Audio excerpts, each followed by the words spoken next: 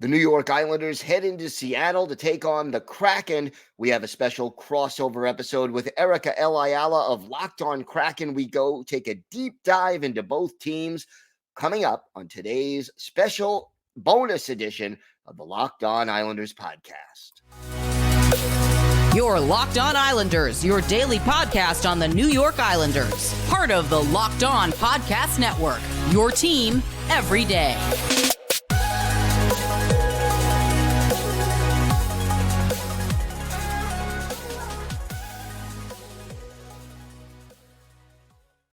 And welcome, everybody, to this special bonus edition of the Locked On Islanders podcast. We have a special crossover episode with Erica Ayala of Locked On Kraken as we take a deep look at both these teams heading into tonight's game. Today's episode is brought to you by Game Time. Download the Game Time app, create an account, and use code LOCKEDONNHL for $20 off your first purchase. And now, straight to the crossover with Gil and Erica.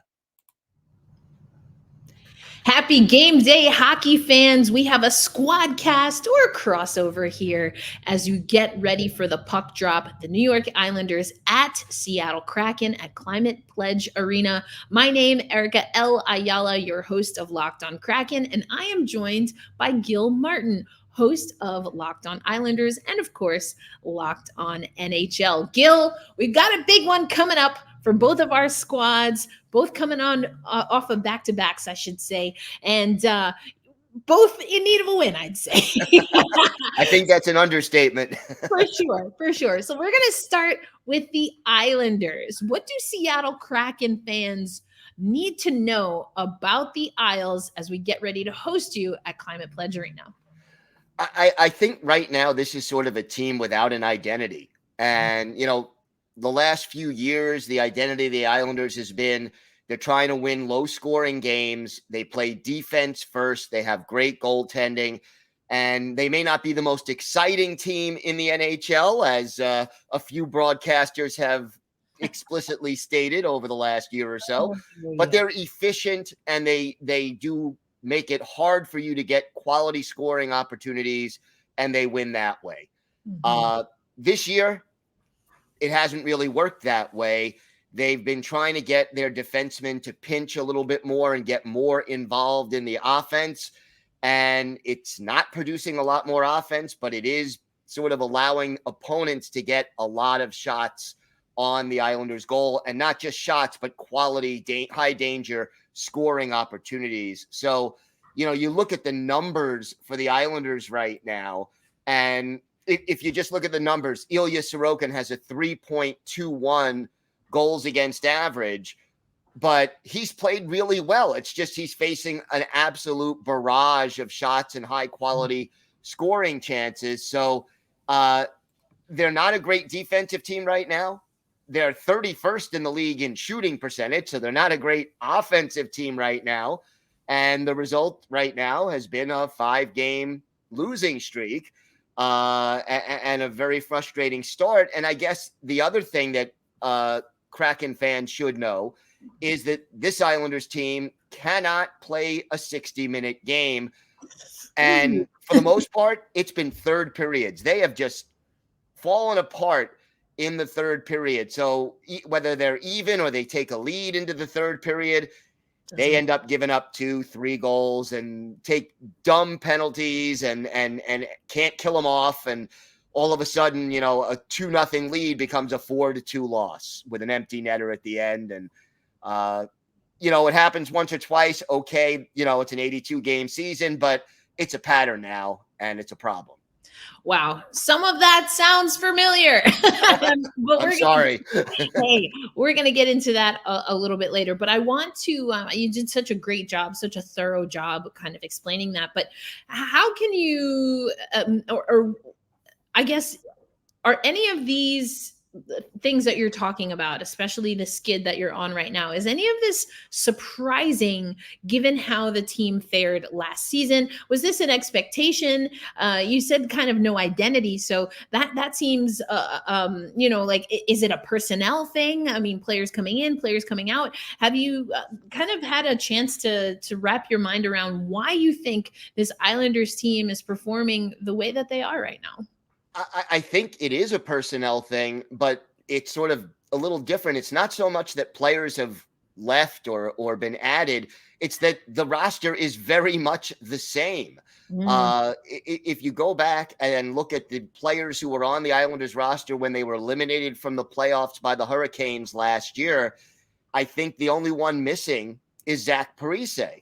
And he sort of, he hasn't officially retired, but he said he's not going to be there at the beginning of the season. And the way the Islanders are playing, I don't know why he'd be rushing to come back. But, other than that, this lineup is very much the same. And I was saying throughout the offseason, this team needed to get younger, faster, and more skilled. Well, they didn't do any of that. The only guy they brought in was really Julien Gauthier, who is either a fourth liner or a black ace on most occasions. So, he's played like 2 or 3 games all year. And when he does play, he plays 8 minutes and doesn't have a very big impact on the game. So basically, this is a team that brought back an aging roster that lacked certain things and now is playing a game or a style of hockey that doesn't match up with what they do well. And I think that's really why we're seeing the results we're seeing.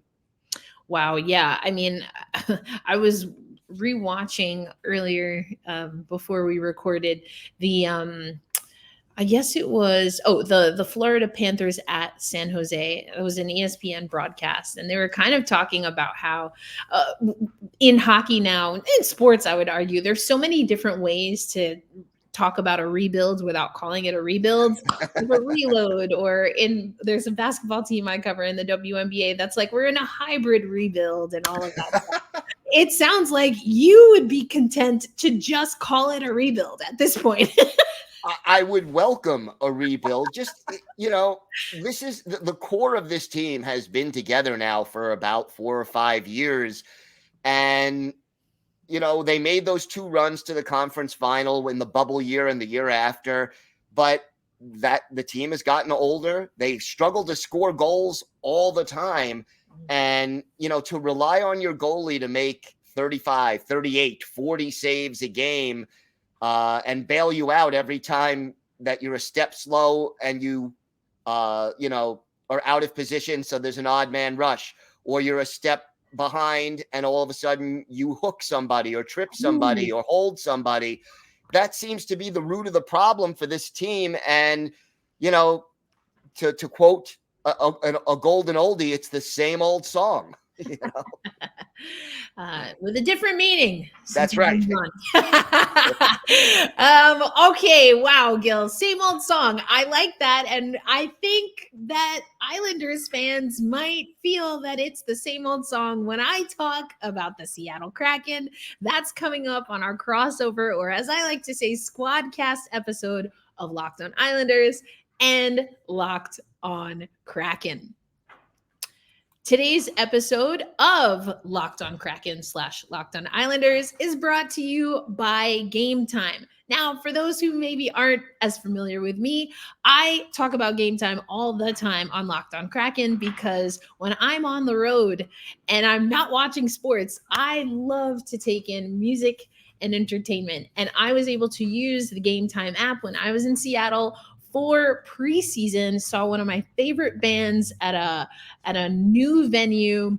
Absolutely loved it. Used the Game Time app. I also got to catch the M's. They were a little bit short on their playoff hopes this year, but me and a good friend, we always sit third baseline. We have a particular spot that we like to sit in when we go to baseball games. And with the Game Time app, one of the features that I love is that before you purchase your tickets, you can take a look at your view from your seats. Everything is done through the app. You'll get an email to retrieve your tickets, and it's bingo, bango, bungo. You can enjoy your entertainment. So we at Locked On are so grateful that Game Time is a part of our family, and we want you to be a part of the Game Time family as well. So download the Game Time app, create an account, and when you use promo code Locked On NHL, you will get $20 off your first purchase. Terms do apply, but all you have to do is head over to your app store,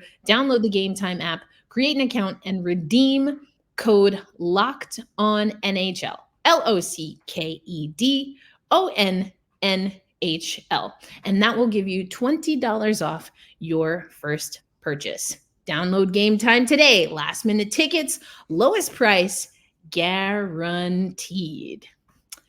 And we know it's a game day, folks. We want to make sure that you are listening to the SiriusXM app. You can find either Locked On Islanders or Locked On Kraken on SiriusXM. You can also find your hometown broadcast. So make sure you check that out. But on the Locked On side of things, we want to let you know about our National Sports 24/7 YouTube channel. Locked On Sports Today is here for you 24/7. And Gil in particular, you can find on there Monday and Friday on the Locked On NHL show. We're covering the top stories of the day with local experts. And of course, as I mentioned, our national shows for each of the major leagues that we cover. So head over to Locked On Sports Today on YouTube and subscribe to the first ever National Sports 24/7 streaming channel. All right. Well, Erica, let's flip the switch here. Let's talk about the Kraken. Now, you said that some of what I said about the Islanders sounds very familiar to Kraken fans. Why don't you explain what you mean by that? Yes. Well, first and foremost, Gil, you and I have talked a bunch of hockey in our years on the Locked On Network. And so, of course, I'm going to start with goaltending. Ilya Sorokin, I remember the last time we played the Islanders. Well, we played at the top of the year because it was right around Winter Classic time. And Sorokin really stood out to me then. And you see the workload that he puts in. We see that for the Seattle Kraken goaltenders. Grubauer had a great postseason in particular. And this year, the goalie tandem is with Joey Daccord. So Chris Drieger actually with the Coachella Valley Firebirds. And like you said, you were talking a little bit about just kind of shot volume and the shots that Sorokin is facing. Excuse me. I think that there's some of that happening with the Seattle Kraken, but more so it's the breakaways that the Seattle Kraken are giving up and putting Grubauer or Joey Daccord in positions where they really have to every night face multiple breakaway opportunities and high danger chances. Something that burns my grits, as I often say on Locked On Kraken, is also that we are not great at exiting the zone, Gil. So puck retrieval for the opponent is at an all-time high. And it's really us at our own blue line or just kind of fumbling the puck in the neutral zone that, again, gives rush opportunities to the opposition.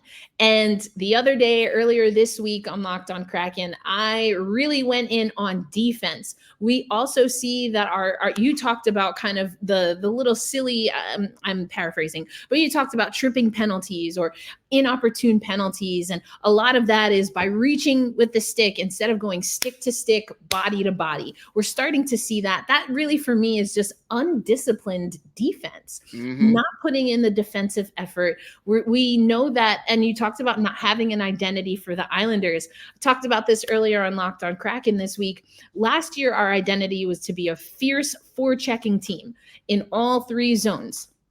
We see that also with that came a little bit more freedom for our defensemen to get up into the rush. I think, though, that the discipline it got a little bit lost in translation from season 2 to season 3, because we're starting to see our D-men jump up, pinch a little bit too much, and then again goes back to what I said at the top of my little mini rants right now, giving breakaway opportunities. Now, that's not to say that either Grubauer or Decord cannot do a little bit better. Joey Decord had a really unfortunate bounce off a glass that kind of bit him early in the season. So, of course, there are those things that are going to happen. But this is a Seattle Kraken squad that really came into the season talking about, we're so disappointed that, we were one win away from making it to the conference final. And now game 18 tonight, and we are having difficulty even just getting points on the board. Don't even get me started about our home record. I almost wish we were in New York tonight, because we might actually have a better chance. At least that's what the odds tell us. So good luck to the Islanders tonight. You're probably going to get a win, because the Seattle Kraken cannot defend home ice. That's been something that has been a real problem for the Seattle Kraken since opening CPA. It's a beautiful place. I love going there. There's amazing food. The sight lines are amazing, but you might not always see a win, and that's a little disheartening. Well, look, Islander fans can certainly relate to those difficulties clearing the zone and coughing up pucks in the neutral zone. So, or even at the offensive blue line. So, yeah, looks like these two teams are sort of mirror images of each other in some ways. I did want to ask you about Matty Beniers. I know he's struggling. The plus minus is kind of ugly right now. Yeah. What's going on, and what, if anything, is the team doing to address his struggles? Yeah, it's a great question. And I think a lot of people, like with everything in sports, have a lot of different theories. My take on it is that Matty Beniers is on everyone's radar. And he got a little bit of that last year. But when you win a trophy, I mean, everyone has your game scouted, right? I think there's that. I think it's also a little bit about what you were talking about with the Islanders, that the identity, the Seattle Kraken are very much still building a foundational identity. And I think we've floundered from that a little bit. Some people have also mentioned that there's been an emphasis, even by adding Pierre-Edouard Bellemare on faceoffs, and that Matty Beniers has been one of the centermen that has really focused on that, and saying, oh, well, is he focusing on faceoffs too much, and that's why he's not shooting? To which I very bluntly say, if you are our top line centerman, and by focusing on faceoffs, that is negatively impacting your scoring, maybe you shouldn't be the top line centerman. And, there have been conversations about whether it's time to maybe move him around in the lineup. I really think this is just a case of teams having his number and Matty Beniers now having to adjust. I said so many times last year that Matty B, such an intelligent, very intellectual hockey player, sees the ice very well. He is making some of those mistakes that I said. I did a whole rant on how, you've got a guy in a high danger shooting area, low slot, and he kind of curled off of his defensive assignment. And that's a goal right there. So there's a little bit of that. And if it was only Matty Beniers doing that on the Kraken, maybe you get worried. There's already been conversation on Kraken social media, like, do we need to send him to the AHL? I say no for right now. What's being done with Matty, to answer the other part of your question, is to just remind him that you are a professional NHL hockey player. Some of this you have to just figure out. And the expectation is that even though you're not scoring, and when he did get his first goal, he celebrated and then did this as to, throw the monkey off, which I thought was hilarious. So he's very cognizant, right, of what's going on. I think he's handled it like a consummate professional. And I do think that whether it's faceoffs, whether it's getting a little bit more physical and aggressive, we talked about that, about his game in the past, he's going to have to find a way to impact the game in other ways. Because at the end of the day, as I said, he's our top line centerman. We need him winning faceoffs. We need him scoring. We need him facilitating. He has to do all of those things if he's going to continue in that role, which I do think he should. And I honestly don't know that we have another centerman that I would put in that role. So he's just going to have to figure it out. It's unfortunate. No one likes to see it, but sometimes you just don't have the touch. But again, the Seattle Kraken overall, it's not like everyone, all the forwards have, 8 goals, in hand over him. That's not happening. So it'd be great to get him going. I do think he will get going. I do see him focusing on some things, some little parts of the game, such as face-off, such as being a little bit more physical on the puck. So I'm not worried yet. It's definitely something I'm keeping an eye on, but not worried just yet about Matty Beniers. Now, one thing that is going well is the power play. It seems to be it's top 10 in the league right now, and it seems like Vince Dunn has a lot to do with that. Well, Vince Dunn came in, obviously, we were negotiating a contract with him this offseason, an extension. And, I think he came into the season wanting to prove that he earned that. And he's done that so far. It's a little bit underreported because of some of the other issues that the Seattle Kraken are having when it comes to wins and losses and playing even in our division. But Vince Dunn he effectively picked up where he left off. I think that he has been a player when I think the Kraken can be an easy target sometimes because we don't really have a quote unquote enforcer or whatever that looks like in the NHL these days. We just don't have that. I mean, Matty B has run at folks. Jared McCann, who was our top scorer last year, has run at folks because you have to find a balance between getting clobbered all over the ice and, stepping up to the line and challenging someone. And so Vince Dunn is, I think, our most consistent player who can play at a high level offensively and get things moving offensively, while also from a defensive perspective, not just from a physicality standpoint, but he does also impact the game in the defensive zone, which of course is what we want. He's a defenseman. That's what he should do. So I like what Vince is doing. I'm glad that you mentioned the power play. It's better than it was last year. I think being in the top at the beginning of the NHL season as opposed to later in the season, I'm very curious to see if the Kraken are able to maintain that, because I still do think there's some discipline things that we need to focus on the power play and be a little bit more aggressive, shoot earlier in our power play, and then be aggressive and use that physical play to then make sure that we are winning the puck back. So it's not just a one and done and the other team is clearing the ice. Oh, I know what that's like. And Islander fans, unfortunately, do too. Well, we've got a lot more to get to on this special crossover episode. Erica and I will have our predictions and a lot more still to come on this crossover episode with Locked On Kraken and Locked On Islanders. Today's episode is brought to you by FanDuel Sportsbook. Score early this NFL season with FanDuel, America's #1 sportsbook. Right now, new customers can get $150 in bonus bets with any winning $5 money line bet. That's $150 if your team wins. If you've been thinking about joining FanDuel, there's no better time to get in on the action. The app is so easy to use, and they've got a wide range of betting options, including spreads, player props, over-unders, and more. And this is a great time of year. You've got the NFL, college football, college basketball, the NBA, and of course the NHL. Kraken fans, Islander fans, go to FanDuel and check out the odds for tonight's games and the player props. Lots to check on and lots to bet on the FanDuel app. Visit FanDuel.com/lockedon and kick off the NFL season.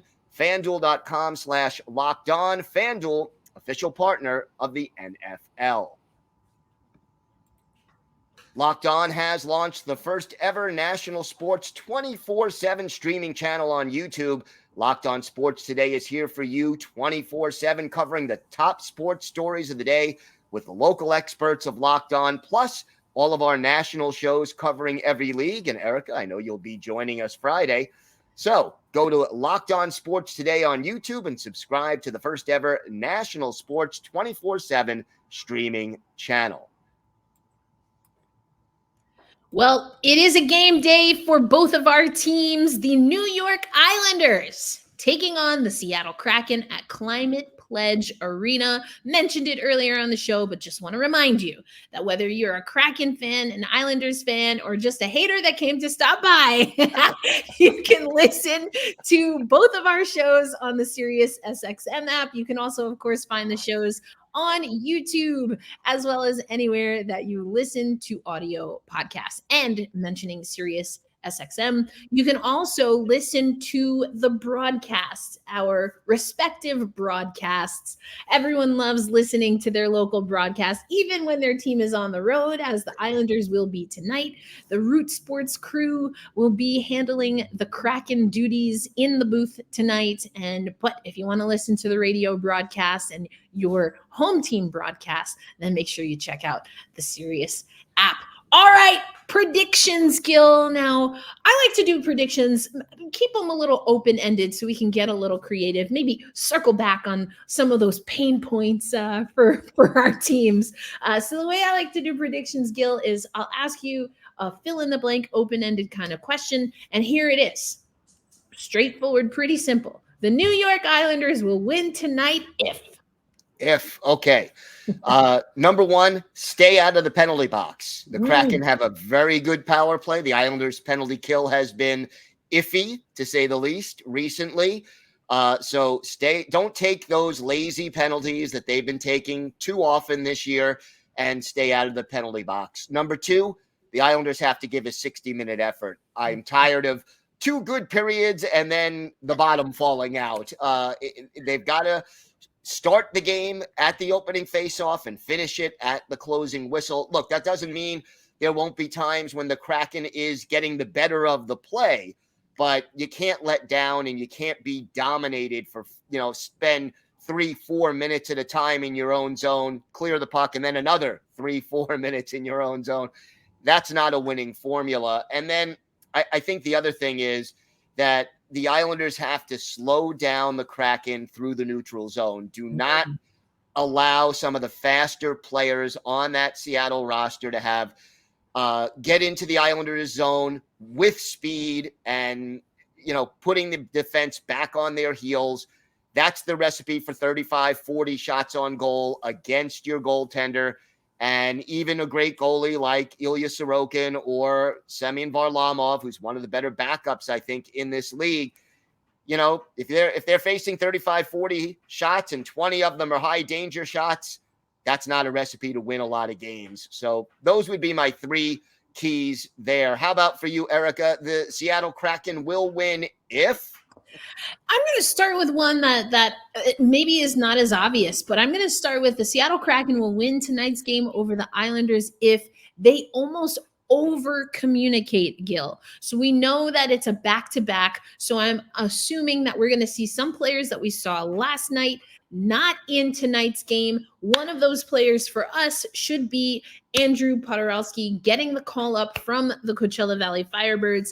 I do think we had a really great training camp, which has been a little bit of why I'm a little confused why the start hasn't been what the Kraken wanted. But a part of that is because the energy was coming from some of the younger players in our system who now are bringing that to the Coachella Valley Firebirds, who have had a little bit of a hiccup early, but have figured it out. So I think because we know that there have been lineup changes, again, Potts we're expecting to see tonight. We're probably going to see a different goaltender than we saw against Edmonton last night.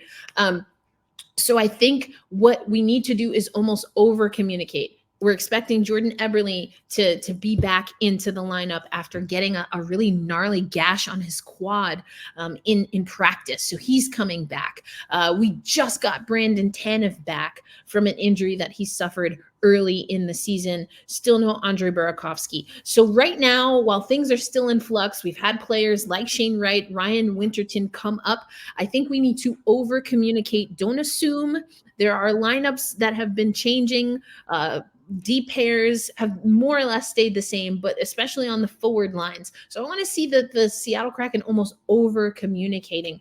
I think another key to the Seattle Kraken, and you talked a little bit about third periods for the Islanders, but I think being able to finish a game. We have seen the Seattle Kraken blow way too many leads.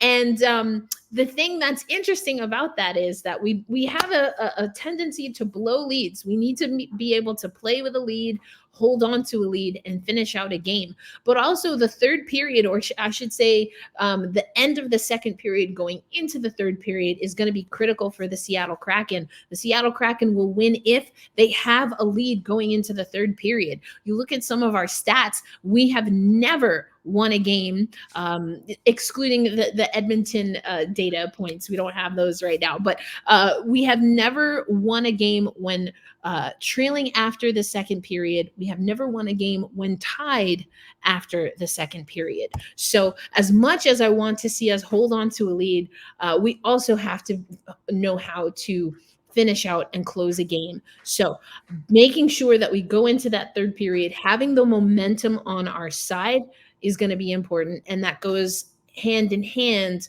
with being able to play the game. And so my third key is, good grief, please, Seattle, have some situational and game awareness. We've seen that the Seattle Kraken, and I think that goes to my first point about over communicating. There's just been some odd penalties, wanting to go fisticuffs when the beef is squashed. No one's worried about it anymore. And again, blowing leads. So I think the Seattle Kraken really just have to focus, play their game. We had a whole sage session on Locked On Kraken yesterday. So we are taking out the negative energy. We replaced some positive energy. And I would love to see, I don't know if it's going to happen this game against the Islanders, Gil, but I would really love to see the Seattle Kraken. So I guess I'm adding a bonus. Start respecting home ice. You have to respect home ice. The last thing you want to do for a brand new franchise is start to lose your home crowd. And we have never had a winning record at Climate Pledge Arena. Even in the playoffs, it got dicey. So now is a perfect time. We're getting ready to go into the end of year holiday season. And then, of course, a big one for us, Winter Classic at T-Mobile Park against the Vegas Golden Knights. I mean, at this point, all I can do is hope the vibes are good and that the uni looks great, because I'm not sure what we're going to see on the ice outside. But now is the time. Start December, end of November, mid-November, end of November, and December, and take ownership of playing your absolute best in front of your home fans. Well, you know, Erica, you want to hear a little piece of good news? I would love it. One of these two struggling teams is going to get 2 points in this game. One of them has to win. Somebody's got to win. Exactly. I mean, yeah, exactly. We will both get points. I'm not saying I want that either, but that's also a possibility. We've seen the shootout a time or two for the Kraken because, again, haven't been able to hold on. Islanders are 0-3 in overtime, so let's not go there. But yeah. Well, I mean, it really sounds like also a thumbnail I had earlier. Something's got to give. Yes. You've got two teams that, whether they know it or not, or I should say whether they play like it or not, are teetering on being desperate to get an outright win. It's still early, but I think we were talking about it off air, right? You're not going to win the Stanley Cup in November, but you can do a lot to get to distance yourself from it in November. Well, Gil, all right, why don't we do this? It's been on the screen, but for our audio listeners as well, let's make sure folks know where they can find you talking Islanders and NHL. All right. Well, Locked On Islanders available wherever you get your podcasts, and you could follow the show on X. I still am not used to that. At Locked On Isles, and you could follow me on X at Ice Wars NYR VSNYI, and I'm live tweeting during all the games. So you want some instant insight and analysis? Follow along, and I'll give you that. How about you? I love that. Well, you might get some replies from the Locked On Kraken account on X, or just social media. Yes. We'll be following along. And just like Gil mentioned, and that we've talked about in this crossover episode, Locked On Kraken, Locked On Islanders, a part of the greater Locked On community and network. So you can find all of the Locked On shows on the Sirius SXM app. You can find us on YouTube and wherever you listen on audio platforms. But, this has been a good one, Gil, and we get to talk again later this week, despite how this game goes. So fans, make sure you're also listening to Locked On NHL. That's a great show that is part of that 24/7 streaming network that the Locked On Sports Today has on YouTube. And you can hear Gil and I, along with Rachel, talking tomorrow on the Friday episode of Locked On NHL. But Gil also hosts the Monday show, so check that out as well. Well, I think the best we can say is whoever you're rooting for tonight, good luck. Erica, thanks. Always a pleasure. Indeed. And for the Kraken fans, hold fast, stay true, and I'll catch you on the next episode.